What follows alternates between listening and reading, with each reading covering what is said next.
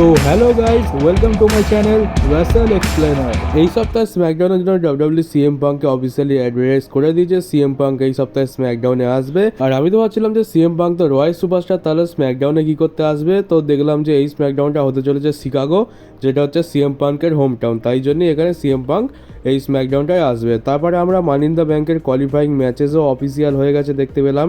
এখানে Randy Orton versus Tama Tonga versus Carmelo ওয়েজের মধ্যে ট্রিপল থ্রেড ম্যাচ হবে। যে জিতবে সে কোয়ালিফাই করে যাবে মানি ইন দ্য ব্যাংকের জন্য। আর এরপরে আরেকটা ম্যাচ অফিসিয়াল করে দিয়েছে, আর এই ম্যাচটা হচ্ছে মানি ইন দ্য ব্যাংকের জন্য কোয়ালিফাইং ম্যাচ। আর এটা হবে Kevin Owens versus Andrade versus Grayson Waller. আর এখানে যে জিতবে সে মানি ইন দ্য ব্যাংকের জন্য নিজের স্পট কনফার্ম করে নেবে। আপাতত এখন একমাত্র শুধু যে উসো তার মানি ইন দ্য ব্যাংকের স্পটটা কনফার্ম করে নিয়েছে। আর এই স্ম্যাকডাউনে আমরা আরও দুজনকে পেয়ে যাব। আর আমরা দেখলাম যে এই মানডে নাইট ড্রয়ের এপিসোডের একেবারে লাস্টে আঙ্কেল হাউডির টিম কীভাবে চ্যাট গেবালের উপর অ্যাটাক করেছে। আর দেখে মনে হচ্ছে যে চ্যাট গেবাল গেছে ভালো মতোই। উইকিপিডিয়াতেও তাকে একেবারে দেখেই দিচ্ছে যে সে মারা গেছে, যদিও সেটা একটা মজা, চ্যাট গেবালের সাথে তেমন কিছু হয়নি। কিন্তু ওইটাকে সেল করার জন্য কী করেছে যে পরের সপ্তাহে মানডে নাইট ড্রতে যে ট্রিপল থ্রেড ম্যাচটা ছিল ব্রনসন রিড ব্রন স্ট্রোমান ভার্সেস চ্যাট গেবালের মধ্যে যে ট্রিপল থ্রেড ম্যাচটা ছিল মানি ইন দ্য ব্যাংকের কোয়ালিফাইং ম্যাচ, সেইখানে চ্যাট গেবলকে সরিয়ে দেওয়া হয়েছে। আর সেখানে এখন চ্যাট গেবলের জায়গায় ইলিয়া ড্র্যাগনভ কমপ্লিট করবে। তো এখন চ্যাট গেবলের সময় খুবই খারাপ যাচ্ছে, আর এখন তাকে ইনজুরি সেল করার জন্য মানি ইন দ্য ব্যাংকের কোয়ালিফাইং ম্যাচ থেকেও সরিয়ে দেওয়া হয়েছে। আর এরপরে নিউজটা হচ্ছে রোমান রেন্সকে নিয়ে। তো রোমান রেন্স কী করেছে যে সোলো সিকোবাকে আনফলো করে দিয়েছে। আর এর মানেটা তো বুঝেই গেছে যে সোলো সিকোবা রোমান রেন্সের নামে যে সমস্ত মিথ্যে কথা ছড়াচ্ছে, যে রোমান রেন্স তাকে দায়িত্ব দিয়েছে, রোমান জেন্স তাকে ট্রাইবাল চিফ বানিয়েছে, সেইগুলো মিথ্যে। তার একটা ইন্ডিকেট রোমান জেন্স একদমই পছন্দ করছে না যে সোলো সিকোবা এইসব যে পাকামুগুলো মারছে। তো এই রোমান জেন্স তাকে আনফলো করে দিয়েছে। তো স্টোরি লাইনের সূত্রপাত আমরা সোশ্যাল মিডিয়া থেকে দেখতে পেয়ে গেছি। এবারে খুব তাড়াতাড়ি রোমান জেন্স রিটার্ন করবে, আর আমরা রোমান জেন্সের সাথে সোলো সিকোবার ফিউড দেখতে পাবো। আর সম্ভবত আমার মনে হচ্ছে যে মানি ইন দ্য ব্যাংকের পরেই আমরা সামার স্ল্যামের আগেই আমরা রোমান জেন্সের রিটার্ন দেখতে পেয়ে যাব। আর আমরা সামার স্ল্যামেতে সোলো সিকোবার সাথে রোমান জেন্সের ম্যাচটা দেখতে পেতে পারি, আমার মনে হচ্ছে এমনটা। আর নিউজ তেমনটা আসছে যে রোমান জেন্স নাকি একেবারে সামার স্ল্যামেতে রিটার্ন করবে। তো সেটাও হতে পারে, হয়তো সামার স্ল্যামেতে সোলো সিকোবার একটা বড় ম্যাচ থাকবে, আর সেই ম্যাচটা শেষ হওয়ার পর রোমান জেন্স সোলো সিকোবার উপর এসে অ্যাটাক করতে পারে। না হলে এমনটা হতে পারে যে সামার স্ল্যামের বেশ কিছুটা আগেই রোমানের রিটার্ন হলো, তারপর এদের মধ্যে একটা ছোটোখাটো স্টোরি লাইন বিল্ড হলো, আর এদের ফিউড আমরা সামার স্ল্যামেতে গিয়ে দেখতে পেলাম। তো এটাও হতে পারে। আর যা বুঝতে পারছি যে এখন এই আঙ্কেল হাউডি আর হোয়াইট সিক্সের যে টিমটা তৈরি হয়েছে, এদের আমরা সব জায়গাতেই ডাব্লিউডাব্লিউই অ্যাপিয়ারেন্স দেখতে পাবো। কারণ কী হচ্ছে যে প্যাট ম্যাকাবির যে শোটা আছে সেখানেও আজকের আচমকা অন্ধকার হয়ে গেছিলো আর কিছু গ্লিচেস দেখতে পেয়েছিলাম। তো তার মানে হচ্ছে যে এখন প্যাট ম্যাকাবির শোতেও তাদের ইনভলভমেন্ট আছে। আর ডাব্লিউডাব্লিউই পুরো শোতে আমার তো মনে হচ্ছে যে মাঝে মধ্যে হয়তো স্ম্যাকডাউনেতেও আমরা এরকম অন্ধকার হয়ে যেতে পারে বা গ্লিচেস হতে পারে। তো আঙ্কেল হাউডি পুরো ডাব্লিউডাব্লিউইকে কী বলতে পারো যে টেক ওভার করে নিয়েছে, এরকম টাইপের দেখানো হচ্ছে। তো এবার দেখা যাক যে আঙ্কেল হাউডির টিমের মেম্বারদের বা আঙ্কেল হাউডির প্রথম টার্গেট কে হয়, আর প্রথম ফিউরি বা কাদের সাথে হয়। মানে এমনি এসে শুধু ভূতের মতো ভয় দেখালে তো হবে না, সব জায়গায় অন্ধকার করে দিলে তো হয় না। এটা ডাব্লিউডাব্লিউই, এখানে তোমাকে ম্যাচেসও লড়তে হবে। তো দেখতে হবে প্রথমে কার সাথে এদের ফিউড হয়। আর আমরা খুব তাড়াতাড়ি জিমি উসো রিটার্ন দেখতে পাবো। আর হয়তো মানি ইন দ্য ব্যাংক হয়ে যাওয়ার পরে আমরা জিমি উসো আর জে উসোকে একসাথে হয়ে ব্লাড লাইনের এগেনস্টও লড়তে দেখতে পাবো। কারণ এটুকু তো শিওর যে রোমান রেন্স আসার আগে আমরা জিমি উসো আর জে উসো একসাথে ব্লাড লাইনের এগেনস্টে লড়তে দেখতে পাবো। এটা তো পুরোপুরি কনফার্ম, একেবারে স্টোরি লাইন দেখলেও তাই বোঝা যায়। রোমানের আগে এরা দুজনই নতুন ব্লাড লাইনের সাথে লড়বে। তো খুব তাড়াতাড়ি জিমি উসো রিটার্ন হবে, আর জে উসো আর জিমি উসো একসাথে রিইউনাইট হবে। আর এরপরের নিউজ হচ্ছে যে আমাদের ড্রু ম্যাকিন্টায়ার তার টুইটার অ্যাকাউন্ট ডিঅ্যাক্টিভেট করে দিয়েছে। দেখতেই পাচ্ছ একেবারে সব কালো কালো হয়ে অন্ধকার হয়ে আছে।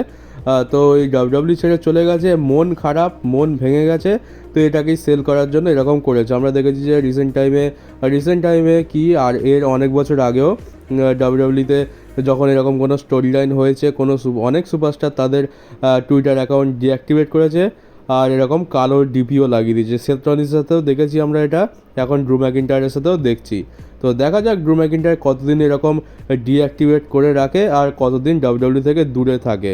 খুব তাড়াতাড়ি রিটার্ন হবে কারণ আমরা জানি যে আর বেশি টাইম নেই সামার স্ল্যাম হতে। তো দেখা যাক ড্রু ম্যাকিন্টায়ারের ডাব্লিউডাব্লিউতে আবার রিটার্ন করতে কত দিন টাইম লাগে। সম্ভবত সিএম পাঙ্ক ঠিক হয়ে গেলেই ড্রু ম্যাকিন্টায়ার রিটার্ন করবে ডাব্লিউডাব্লিউতে। তো এর পরের লিস্ট হচ্ছে যে পরের বছর যে রয়্যাল রাম্বলটা হতে চলেছে, মানে 2025 সালের রয়্যাল রাম্বল, সেইটার ডেট আর প্লেস রিভিল হয়ে গেছে। এটা লুকাস অয়েল স্টেডিয়াম থেকে হতে চলেছে রয়্যাল রাম্বল। তো কোথা থেকে হতে চলেছে এটা জেনে তো আমাদের কোনো কাজ নেই, তো কারণ হচ্ছে যে আমরা তো আর কেউ স্টেডিয়ামে গিয়ে ম্যাচ দেখতে যাচ্ছি না, আমরা তো সেই টিভিতেই বসে বসে দেখবো ভোরবেলায় ঘুম থেকে উঠে। তো ডেটটা রিভিল হয়েছে, ডেট হচ্ছে যে পরের বছর মানে 2025 সালের ফেব্রুয়ারি মাসের 1 তারিখে আমরা রয়্যাল রাম্বল দেখতে পাবো। সাধারণত আমরা জানুয়ারি মাসের একদম লাস্টের দিকে দেখতে পাই, তবে এইবারে আমরা ফেব্রুয়ারি মাসের 1 তারিখে দেখতে পাবো। ফেব্রুয়ারি মাসের 1 তারিখ, তাহলে সেই হিসাব অনুযায়ী আমাদের এখানে 2 ফেব্রুয়ারি মানে ফেব্রুয়ারি মাসের 2 তারিখের একেবারে ভোরবেলায় আমরা রয়্যাল রাম্বল দেখতে পাবো। তো চলো, ডেট রিভিল হয়ে গেছে, খুবই ভালো কথা।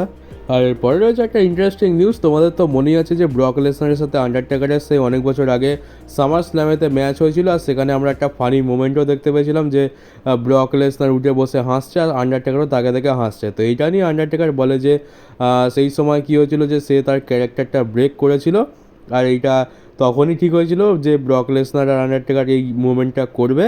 তো ব্যাপারটা হচ্ছে যে এটা কিন্তু স্ক্রিপ্টে লেখা ছিল না, এটা ব্রক লেসনার আর আন্ডারটেকার নিজে থেকে ঠিক করেছিল, আর এটা তাদের মধ্যে সম্ভব এই জন্যই হয়েছিল কারণ আন্ডারটেকার আর ব্রক লেসনার বাস্তব জীবনে অনেক ভালো বন্ধু। আমরা এদের বন্ধুত্ব প্রায় ডাব্লিউডাব্লিউর বাইরে দেখতে পেয়েছি, অনেক জায়গায় ব্রক লেসনার আর আন্ডারটেকারকে একসাথে কোনো রেস্টুরেন্টে যেতে দেখতে পাওয়া গেছে, আর এদেরকে আমরা সবসময় প্রায় ব্যাকস্টেজেতে একসাথেই দেখতে পেতাম আগে যখন এরা দুজনেই ডাব্লিউডাব্লিউতে আসতো। তো এদের মধ্যে বন্ধুত্ব খুবই গভীর, আর সেই জন্যই আমরা এরকম একটা মোমেন্টও দেখতে পেলাম।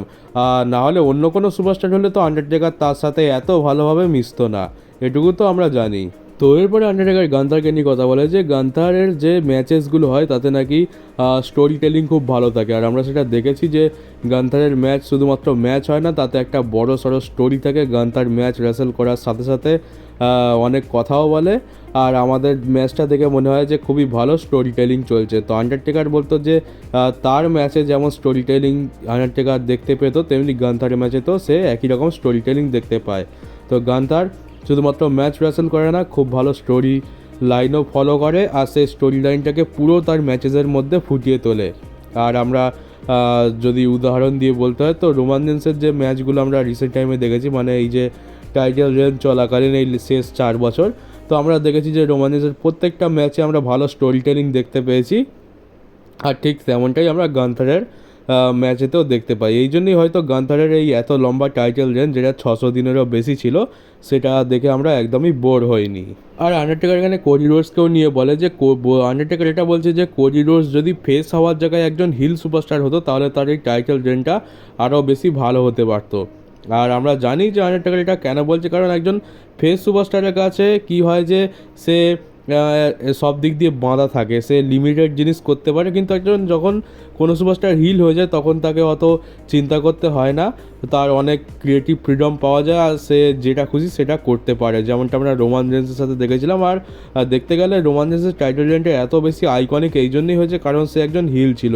সে যদি একজন ফেস সুপারস্টার হয়, তার কাছে 4 বছর টাইটেল রেখে দিত, তাহলে তো ভাই ফ্যান্সরা রোমান রেন্সের পুরো ব্যান্ড বাজিয়ে ছাড়তো, যেমনটা আমরা জানি। এবারে হচ্ছে যে কোডি রোডস যদি হিল হয়ে যায় ভালো, কিন্তু এখন আপাতত ফেস হিসাবেই থাকুক, কারণ যতদিন ফ্যান্সরা কোডি রোডসকে এরকম চ্যাম্পিয়ন হিসাবে অ্যাকসেপ্ট করতে পারছে ততদিন তো ঠিকই আছে, ফেস আছে, সাপোর্ট করছে, খুব ভালো কথা। কিন্তু যখন দেখবো যে সবাই কোডি রোডসকে বোরিং বলা শুরু করে দেবে, বেকার বলা শুরু করে দেবে, ওভার পুস্ট বলা শুরু করে দেবে, তখন না হয় হিল টার্নটা হয়তো কোডি রোডসের আমরা দেখতে পেতে পারি। তবে এখন তো ফেস হিসাবে কোডি রোডসকে সবাই খুবই ভালোভাবে অ্যাকসেপ্ট করেছে। আর এখন বলতে হবে যে রিসেন্ট টাইমে কি প্রায় বলতে গেলে লাস্ট 10 বছরে এত বড় ফেস আমরা ডাব্লিউডাব্লিউতে দেখতে পাইনি, কারণ কোডি রোডস কিন্তু ডাব্লিউডাব্লিউতে বিজনেসে অনেক বেশি লাভ করাচ্ছে, আর এটা কিন্তু কেউ অস্বীকার করতে পারবে না। আর এরপরে নিউজ হচ্ছে যে এমনটা রুমার শোনা যাচ্ছে যে শেন ম্যাকম্যান নাকি AEWতে জয়েন করতে পারে। তো এবারে জানা যাক যে এবারে সেটা কতটা সম্ভব, কারণ হচ্ছে যে আমরা যেমনটা জানি যে ভিন্স ম্যাকম্যানের ছেলে হচ্ছে শেন ম্যাকম্যান, আর শেন ম্যাকম্যান কি AEWতে যেতে পারে। তো বলবো আগে এটা কিন্তু সম্ভব ছিল না, কিন্তু এখন এটা কিন্তু সম্ভব। তার কারণটা হচ্ছে যে ভিন্স ম্যাকম্যান আগে ডাব্লিউডাব্লিউ কোম্পানির মালিক ছিল, তাই যেহেতু সে ডাব্লিউডাব্লিউ কোম্পানির মালিক আর শেন ম্যাকম্যান তার ছেলে, তাই সে AEWতে যেতে পারতো না, কারণ ঝামেলা হয়ে যেত কিন্তু এখন যেহেতু ভিন্স ম্যাকম্যানের হাতে আর ডাব্লিউডাব্লিউ নেই, আর ভিন্স ম্যাকম্যান ডাব্লিউডাব্লিউ কোম্পানির মালিকও নয়, তাই শেন ম্যাকম্যানের অত বাদ বিচার করার কোনো দরকার নেই। সে যদি চায় তো সে AEWতে যেতে পারে।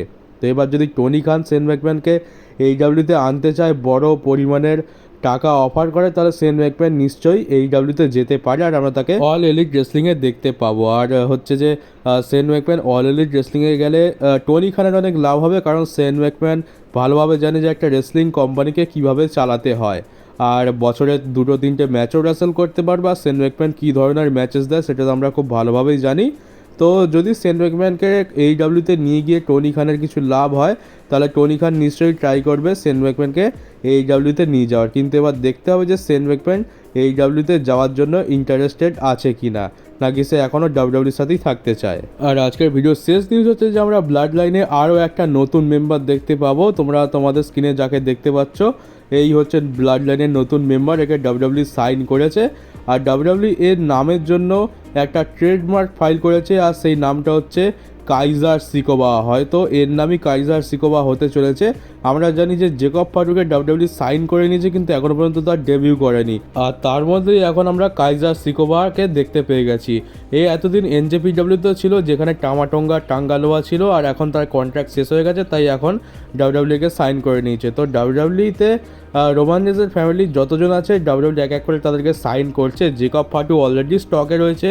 জেকব ফাটু কোথায় ডেবিউ করবে সেটা আমরা এখনও জানি না, আর এর মধ্যেই কাইজার সিকোবাকে নিয়ে চলে এসছে। তো স্টোরি লাইন খুবই ইন্টারেস্টিং হয়ে গেছে। দুজন ব্লাড লাইনের মেম্বার এখনও স্টকে রয়েছে, কে কোন দলে যাবে সেটাই দেখার। কাইজার সিকোবা তো আমি বুঝতে পারছি যে হয়তো সোলো সিকোবার টিমে যাবে, তবে জেকব ফাটু হয়তো রোমানের টিমেতে যেতে পারে, এটা আমি অনেক আগেও বলেছি। তো এখন রেডি হয়ে যাও। একজন তো জেকব ফাটু তো ছিল এতদিন, এখন কাইজার সিকোবাও চলে এসছে। তো দুজন এখন পুরোপুরি রেডি ব্লাড লাইনের স্টোরিতে আসার জন্য। তো এটুকু বলতে পারছি যে আর কিছু মাসের মধ্যে ব্লাড লাইনের স্টোরি লাইন খুবই জবরদস্ত হতে চলেছে। এতজন মেম্বার রয়েছে, রোমানের আসা বাকি, রকের আসা বাকি, তো আমরা ফুল মজা আর এন্টারটেন নিতে পারবো। তো চলো গাইস, এই ছিল আজকের নিউজ ভিডিও। কেমন লাগলো কমেন্ট বক্সে জানিও, আর নতুন থাকলে চ্যানেলটাকে সাবস্ক্রাইব করে নোটিফিকেশন বেলটাকে অবশ্যই অন করে দিও, আর ভিডিওটাকে একটু শেয়ারও করে দিও। তো চলো, দেখা হচ্ছে পরের নিউজ ভিডিওতে।